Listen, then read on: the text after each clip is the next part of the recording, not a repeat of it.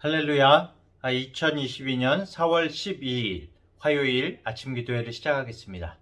오늘도 하나님의 귀한 말씀을 묵상하고 함께 기도함으로 복된 하루를 보내는 우리 성도님들 되시기 바랍니다. 오늘 하나님의 말씀은 요한복음 18장 12절부터 27절까지의 말씀입니다. 이에 군대와 천부장과 유대인의 아랫사람들이 예수를 잡아 결박하여 먼저 안나스에게로 끌고 가니 안나스는 그 해의 대제사장인 가야바의 장인이라. 가야바는 유대인들에게 한 사람이 백성을 위하여 죽는 것이 유익하다고 권고하던 자로라. 시몬 베드로와 또 다른 제자 한 사람이 예수를 따르니 이 제자는 대제사장과 아는 사람이라. 예수와 함께 대제사장의 집들에 들어가고 베드로는 문 밖에 서 있는지라. 대제사장을 아는 그 다른 제자가 나가서 문 지키는 여자에게 말하여 베드로를 데리고 들어오니 문 지키는 여종이 베드로에게 말하되 너도 이 사람의 제자 중 하나가 아니냐 하니 그가 말하되 나는 아니라 하고 그때가 추운 고로 종과 아랫사람들이 불을 피우고 서서 쬐니 베드로도 함께 서서 쬐더라. 대제사장이 예수에게 그의 제자들과 그의 교훈에 대하여 물으니 예수께서 대답하시되 내가 드러내놓고 세상에 말하였노라. 모든 유대인들이 모이는 회당과 성전에서 항상 가르쳤고 은밀하게는 아무것도 말하지 아니하였거늘 어찌하여 내게 묻느냐. 내가 무슨 말을 하였는지 들은 자들에게 물어보라. 그들이 내가 하던 말을 아느니라. 이 말씀을 하심에 곁에 섰던 아랫사람 하나가 손으로 예수를 쳐 이르되 네가 대제사장에게 이같이 대답하느냐 하니 예수께서 대답하시되 내가 말을 잘못하였으면 그 잘못한 것을 증언하라. 바른 말을 하였으면 네가 어찌하여 나를 치느냐 하시더라. 안나스가 예수를 결박한 그대로 대제사장 가야바에게 보내니라. 시몬 베드로가 서서 불을 쬐더니 사람들이 묻되 너도 그 제자 중 하나가 아니냐. 베드로가 부인하여 이르되 나는 아니라 하니 대제사장의 종 하나는 베드로에게 귀를 잘린 사람의 친척이라. 이르되 네가 그 사람과 함께 동산에 있는 것을 내가 보지 아니하였느냐. 이에 베드로가 또 부인하니 곧 닭이 울더라.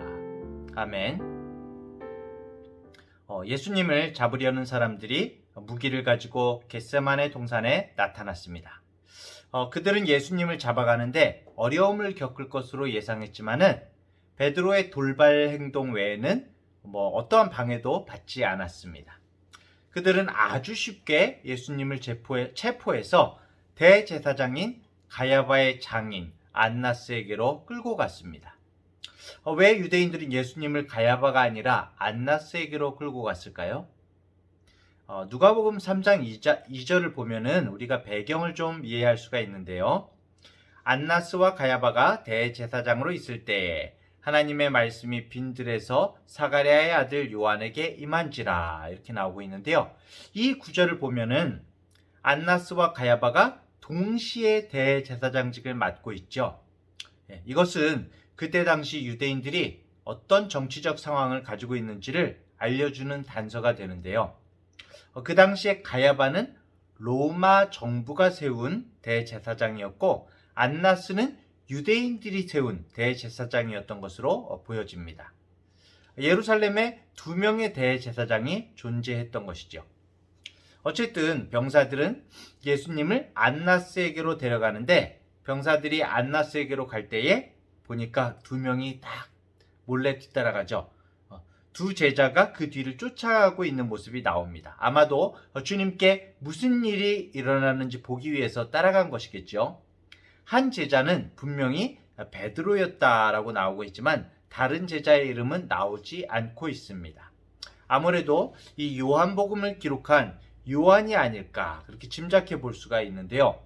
요한이 지속적으로 자신을 익명 처리하는 부분이 성경에서 여러 부분 나오고 있거든요. 그래서 요한으로 우리가 한번 짚어볼 수 있을 것 같습니다. 어쨌든 병사들은 예수님을 끌고 대제사장의 관저 뜰로 들어섭니다. 이 대제사장의 뜰 안은 출입이 제한되어 있어서 두 제자가 들어가지 못할 그런 상황이었지만은 그 무명의 제자가 대제사장과 아는 사이였다 그렇게 나오고 있습니다. 그 제자가 먼저 들어갔다가 베드로도 들어올 수 있도록 문을 지키고 있던 여종에게 부탁을 합니다. 그런데 이때 문을 지키고 있던 여종이 베드로를 알아본 거죠. 베드로가 예수님의 제자 중 하나라는 사실을 알아본 겁니다. 하지만 베드로는 예수님의 제자가 아니라고 부인하면서 대제사장의 뜰로 들어가서 마당에 이제 피운 불을 쬐게 됩니다. 이 대제사장 안나스는 예수님의 신문을 마친 후에 예수님을 다시 사위인 가야바에게 보내게 됩니다. 아무래도 이 안나스는 예수님에게 사형을 언도할 만큼의 권위는 없었던 것 같습니다. 또 성경 또한 예수님께서 가야바 앞에 섰을 때 어떤 대화가 오고 갔는지, 어떤 일이 생겼는지는 설명하고 있지 않습니다. 오히려 오늘 본문에서 우리가 눈여겨보아야 할 것은 바로 베드로의 모습인데요. 예수님께서 당하시는 그 고초의 과정을 지켜보고 있는 베드로는 사실 예수님과는 다른 종류의 어떤 고초를 겪고 있는 것입니다.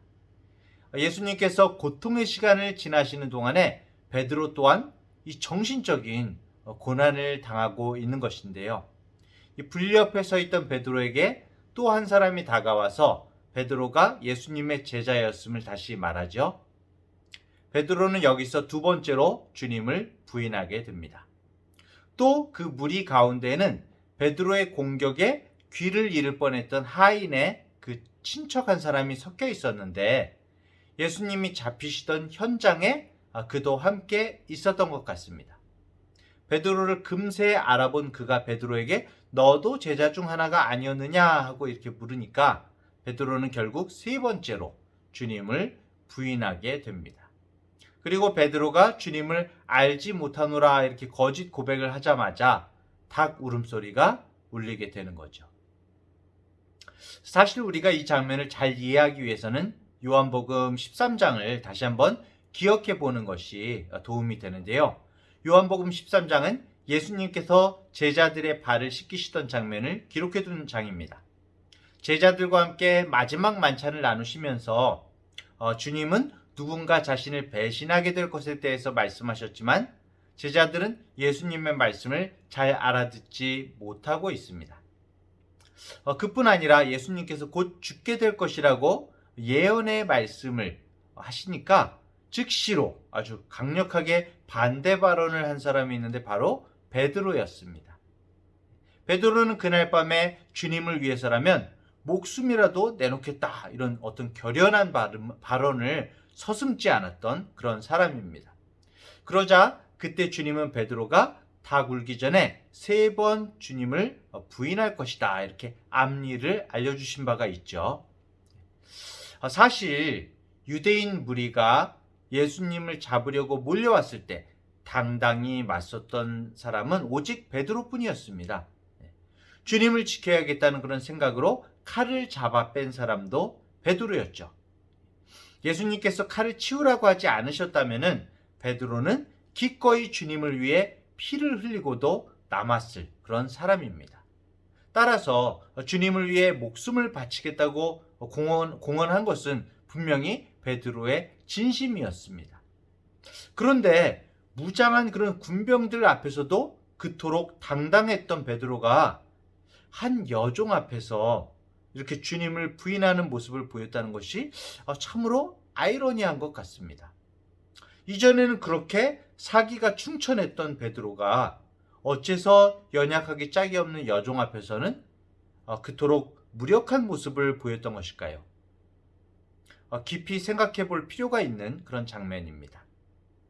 베드로의 믿음이 심하게 흔들려서 그런 것일까요? 예수님은 지금 원수의 손에 잡혀서 곧 죽음을 당하실 것 같은 그런 상황입니다. 주님의 처참한 상황 앞에서 베드로의 신앙도 흔들리고 있었던 것은 아닐까요? 아마도 베드로가 비참하게 무너진 것은 버틸 만한 힘이 없었기 때문으로 보입니다. 이제 더 이상 주님을 의지할 수 없다고 생각했던 것이죠. 그 당시 주님의 모습은 이전에 기적을 일으켰던 정말 당당하고 빛이 나는 그런 주님의 모습이 아니었습니다. 이제는 사람들이 예수님을 잡아가서 더 이상 제자들과 함께 하실 수도 없었습니다. 거기에다가 다른 제자들은 다 도망가고 다 행방조차 묘연했죠. 그 당시 베드로의 심정이 얼마나 외롭고 쓸쓸하고 무력하게 느껴졌을까요? 우리가 마음속으로 이런 질문을 던지고 대답하는 동안에 베드로의 상황을 통해 배울 수 있는 중요한 점을 우리가 정말 살펴봐야 하는데요. 첫 번째로는 베드로를 우리가 봤을 때 믿고 사랑하던 사람을 잃거나 믿고 의지하던 것이 사라졌을 때 인간은 방향을 잃게 됩니다. 모든 것이 잘 되고 친구들도 우리 곁에 머물고 사랑하는 사람들이 지지해주는 동안에는 모든 것이 편안하고 확신에 찬 그런 생활을 살 수가 있지만, 하지만 베드로처럼 믿고 의지했던 것이 갑자기 사라질 때 어떻게 반응하게 될까요? 우리도 정말 이 베드로처럼 흔들리고 두려움에 떨게 되지 않을까요? 자신도 없어지고 숨어버리고 싶은 그런 생각에 빠져들 것입니다.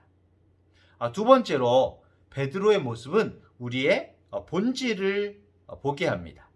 우리 모두는 죄인으로서 주님의 끝없는 도움이 필요한 연약한 사람들임을 알 수가 있습니다. 베드로는 사실 제자들 가운데서 언제나 탁월함을 가졌던 탁월함을 보여줬던 사람이죠. 병사들 앞에서 주님을 지키겠다면서 나서곤 한 그런 유일한 제자였습니다. 그런데 가장 먼저 넘어진 자도 바로 이 베드로였죠. 강한 자라도 사실 약한 자와 별반 다르지 않은 것이죠. 마지막으로 세 번째로 이 하나님을 향한 이 헌신의 정도는 우리의 가장 연약한 부분과 같다고 말할 수가 있습니다. 베드로와 같이 우리도 평소에는 헌신된 그리스도인의 모습을 하고 있습니다. 하지만 누구나 연약한 부분을 가지고 있는 법이죠. 사탄은 바로 그 부분을 노립니다. 사탄이 우리를 시험하려고 신앙의 줄을 잡아당길 때 약한 부분이 가장 먼저 끊어지게 되는 것이죠. 다른 부분이 아무리 튼튼하더라도 한 부분이 약하면 끊어진다는 사실을 깨닫는 것이 너무나 중요합니다. 나 자신의 약점 무엇입니까? 한번 생각해 보십시오. 어떤 부분이 나를 자주 넘어지게 하는가? 우리 속에도 베드로의 모습이 있을 수가 있습니다. 불을 쬐고 있던 그 베드로가 우리 안에서 살고 있을지 모릅니다. 한 여종의 그 매몰찬 질문 앞에서 두려워했던 베드로, 주님을 모른다고 부인했던 그 베드로, 우리가 바로 그 베드로와 같이 넘어진 자일 수도 있는 것입니다. 나 또한 베드로보다 강한 사람이라고 장담할 수가 없는 것이죠. 베드로의 믿음을 우리가 비웃을 수가 없는 것입니다. 우리에게도 약점이 있습니다. 하나님의 영이 쉼없이 나를 가르치시고 지도하지 않으신다면 매일 넘어질 수밖에 없는 부족한 사람일 뿐입니다. 나의 연약함을 극복할 수 있다면 그것은 오직 하나님의 능력을 덧입을 때뿐입니다. 그분이 나를 붙들지 않으시면 영락없이 넘어질 수밖에 없는 것이죠. 우리는 똑똑히 보았습니다. 자신의 힘과 지혜를 믿는 자는 베드로와 같이 용감하게 주님을 보호하겠다고 나섰다가도 이내 넘어질 수밖에 없다는 사실을 이 말씀을 통해 보게 되는 것이죠. 베드로는 아마 이 사건을 평생 잊지 못했을 겁니다. 우리도 베드로와 같이 약한 부분이 있다는 사실을 깨닫고 자신의 약점이 무엇인지 알고 있는 것이 현명한 모습인 것이죠. 약점을 알면은 주님을 더욱 의지할 수가 있습니다. 원수가 공격할 때 내가 약점을 알면 재빨리 정말 힘과 지혜의 근원이신 주님께 피할 수 있기 때문이죠. 주님은 우리가 찾고 구하는 것을 기쁨으로 주시는 분이십니다. 사랑하는 대학교의 성도 여러분, 세상이 주는 두려움을 이기는 힘은 우리의 결단과 노력이 아니라 바로 주님의 은혜입니다.